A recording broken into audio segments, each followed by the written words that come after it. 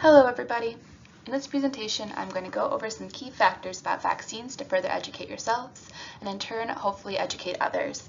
I'm going to go over how immunity works, different types of vaccines, the CDC and pediatrician recommended vaccine dosage schedules, and some common misconceptions. First topic is discussing how vaccines actually work. I want to start off by doing a quick review of how our bodies naturally defend us. When germs, such as bacteria or viruses, invade the body, they attack and multiply. All these bad things attacking our body together are called antigens. And this invasion by the antigens is what we call an infection. And this is what causes illness. The immune system uses white blood cells to fight infection. Different blood cells do different things, but part of that is literally eating the germs that they find inside our body and creating antigens as blueprints to fight the disease the next time it encounters it. The first time a body is exposed to an antigen, it takes time for the immune system to respond and produce the antibodies specific to that antigen. During this time, the person is susceptible to becoming ill. Once the antigen-specific antibodies are produced, they work with the rest of the immune system to stop the disease. A vaccine is a weakened, non-dangerous fragment of the disease that includes parts of its antigen.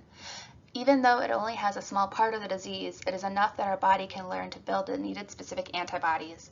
We give vaccines because regardless of how the vaccine is built, these created cheat sheets can help our immune systems build antibodies without the risk of someone getting sick.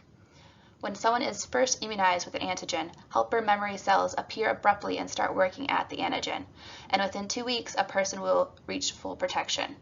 Often, depending on what we are protecting against, these levels are maintained with little to no alteration for the immunized person's lifetime.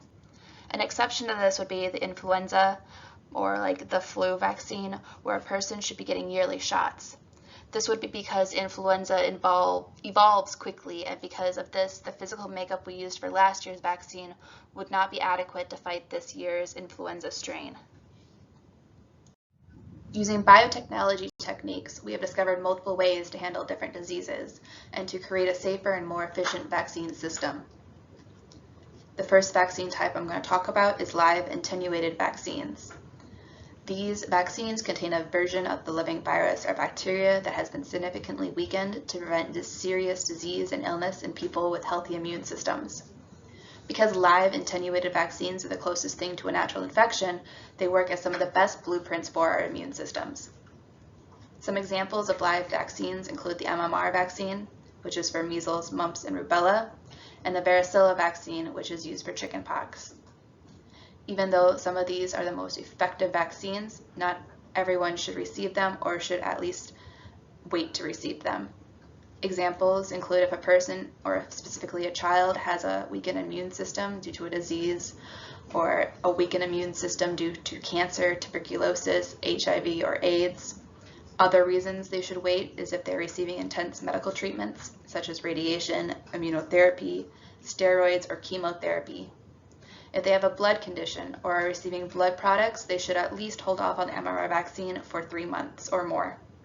The most common reason to hold off on a vaccine is if they have received any other vaccines within the past 4 weeks. Live vaccines given too close to each other might not work as well. The second type is inactivated vaccines, which include the Hep A, the flu shot, polio shot, and rabies vaccines. These also fight viruses and bacteria, but these viruses are made by inactivating or killing the germ during the process of making the vaccine. Because of this, typically multiple doses are necessary to build up to full immunity and/or maintain immunity. Toxoid vaccines prevent diseases that produce toxins inside the body. To create these vaccines, we use the toxins found in the disease. Like live vaccines, the toxins are weakened so they cannot cause illness. When a toxin is weakened, they're called toxoids, and when the immune system receives a vaccine containing a toxoid, it learns how to fight off the natural toxin. The DTaP vaccine contains diphtheria and tetanus toxoids. The DTaP vaccine can also be categorized as subunit vaccine. Subunit vaccines include only parts of the virus or bacteria, which is why they're called subunits. Because these vaccines contain only essential antigens and not all the other tidbits that make up a germ, side effects are less common. In the DTaP vaccine, the P stands for pertussis. also known as whooping cough, and that would be the subunit component to that vaccine. The last type of vaccine I'm going to talk about is conjugate vaccines.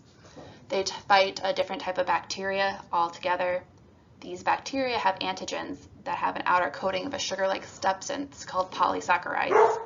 This type of coating disguises the antigen, making it hard for immature immune systems to recognize and respond to it. Conjugate vaccines are effective for these types of bacteria because they bond or conjugate the polysaccharides to the antigen that the immune system can respond to. This bond helps the immature immune systems react to the coating and develop an immune system response. And an example of this vaccine is the Hemophilus, aka the Hib vaccine, that works well for children. Next, we're going to review the recommended dosage schedules for infants and children. The schedule I'm going to review is both backed by the World Health Organization, WHO.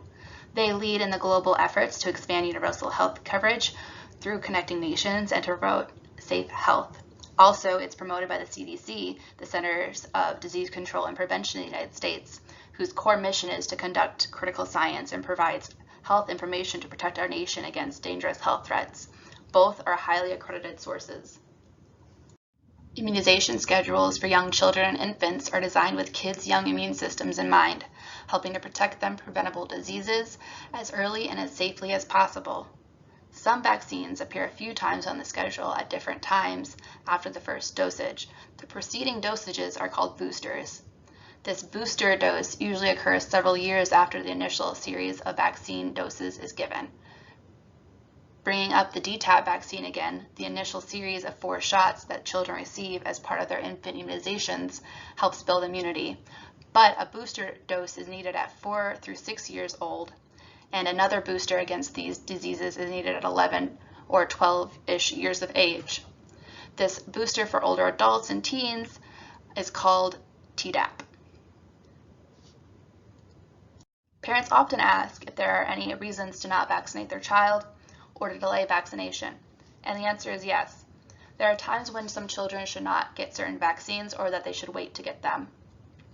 It should be said, though, that healthy children do not receive any known benefits from following schedules that delay their vaccines. We talked about an example of when this should happen earlier, when to hold off on getting a live vaccine. Your child's doctor may recommend not getting or delaying a certain vaccination if your child is moderately or severely ill, and they'll most likely advise you to wait or hold off on the vaccination until they recover. There are many controversies that can be found on forums, Facebook pages, tweets, and in the DMs from your mother-in-law. I would like to go over just 3 of these common misconceptions. While some parents wonder if the number of vaccines and doses kids receive can ever be too much for their bodies to handle, the short answer is no. Extensive research has been done to ensure the safety of vaccines for their young immune systems. Kids are exposed to so many antigens every single day. The amount they are exposed to by getting a vaccine is just a tiny fraction of the antigens of the amount that they encounter daily. Based on the number of antibodies present in their blood, an infant would theoretically be capable to respond to around 10,000 vaccines at the same time. Even if all 14 vaccines were given at once, it would only use up slightly more than 0.1% of the baby's immune system capability. What is natural immunity? Natural immunity is acquired from exposure to the disease through infection with the actual disease. This means potentially getting sick from the disease and being exposed to the risks surrounding that. Babies may get some sort of temporary protection and extra immunity from the mom during the first few weeks of pregnancy, but this only works for the diseases to which the mom is already immune to. And breastfeeding may protect your baby temporarily from minor infections and colds. These antibodies, though, are relatively not strong against a variety of illnesses and do not last long, leaving your baby vulnerable to disease. No parent wants to see their child in distress. Parents worry about their child having a severe reaction to a vaccine. What is classified as a severe reaction? It refers to a vaccine reactions that usually do not result in long-term problems, but they have a potential to be disabling and rarely life-threatening.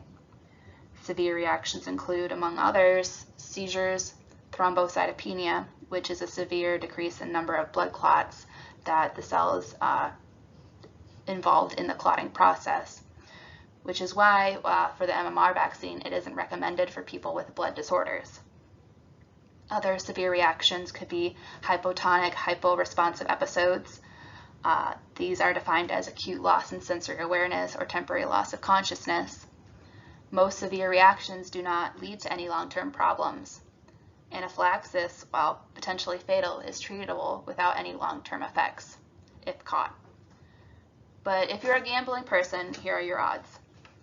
If you wanted to catch measles, you would have a 1 in 500 chance at death. Diagnosed with polio is a 5 to 15% chance at death. Or you can chance it with the vaccine and have a 1 in 1 million chance at a severe reaction to the MMR vaccine, or a 1 in 2 to 3 million chance at a severe reaction to the oral polio vaccine. Before I move on to the last myth, I wanted to talk for a moment about common side effects.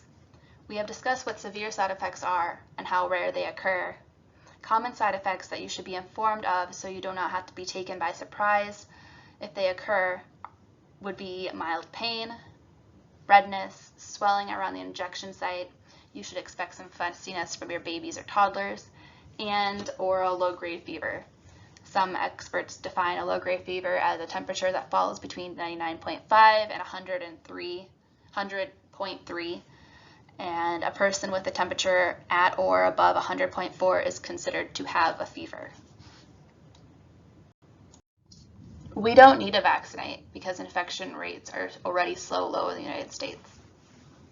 Okay, so the first HIV vaccines were polysaccharide products licensed in 1985 for use in children aged 18 to 24 months. In 1990, they were updated for use in children aged 2 months. Before the first vaccine was licensed, an estimated 20,000 cases of HIV occurred every year. And HIV was the leading cause of childhood bacterial meningitis and postnatal mental retardation. The incidence of disease declined slowly after the release of the first vaccine, and the following vaccine, the decline accelerated. In 1998, there were 125 cases of HIV disease. In less than a decade, the use of HIV conjugate vaccines nearly eliminated the HIV invasive disease amongst children. In the past 100 years in the United States, smallpox and polio have been made non-existent because of vaccination. How can this be done? It's thanks to herd immunity. Herd immunity is a form of indirect protection from infectious diseases that occurs when a sufficient percentage of the population has become immune to an infection, either through vaccination or previously being sick with the infection. Due to herd immunity, so long as a majority of the population are immunized, even the unimmunized minority will be protected. Thinking about COVID-19 pandemic ensuing aside, travel amongst humans is increasing due to modernization and current technology. With this, not all countries vaccinate for the same diseases. If too many people don't vaccinate themselves or their children, they contribute to a collective danger for diseases and bacteria to establish themselves and to spread. Even if you or your family does not travel internationally, you could very easily come into contact with international travelers anywhere in your community. But when does herd immunity fail us? Herd immunity doesn't work when people who have the same negative beliefs about vaccinations live in the same neighborhood or go to the same school, grocery stores, workplaces, or attend the same religious services. This results in potentially large groups of unvaccinated people close together. Once the percentage of vaccinated individuals in a population drops below the herd immunity threshold, exposure to a contagious disease could very quickly spread throughout the community. I believe it's timely to bring up when a new vaccination is available to a disease, it is important to social distance and to wear masks in the public until scientists can determine what the herd immunity threshold for that disease will be. To summarize, vaccines train our immune systems to create blueprints to fight disease, just as if we are exposed to a disease, but without the risk of us getting sick. Vaccines are very safe. Currently, the United States has the safest vaccine supply in its history. And the recommended schedule protects infants by providing immunity early in life before they can come into contact with any life-threatening diseases. Thank you for sticking around and listening through my presentation. This last slide includes all of my references. I hope you have a safe and wonderful day.